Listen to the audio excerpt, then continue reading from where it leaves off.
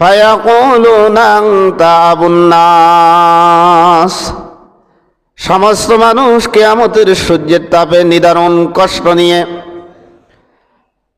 কারো কারো মুখের জিহ্বাটা বের হয়ে নাভি পর্যন্ত চলে আসবে। কেউ এমন ভয়ঙ্কর ঘাম দিবে শরীরের ভিতরে, বুক পরিমাণ ঘামের ভিতরে দাঁড়িয়ে থাকবে।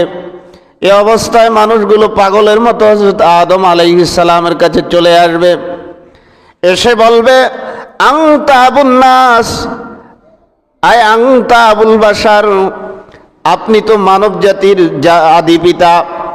আপনার মাধ্যমে আল্লাহ রাব্বুল আলামিন দুনিয়াতে মানুষের দ্বারা আল্লাহ রাব্বুল আলামিন প্রচলন করেছেন।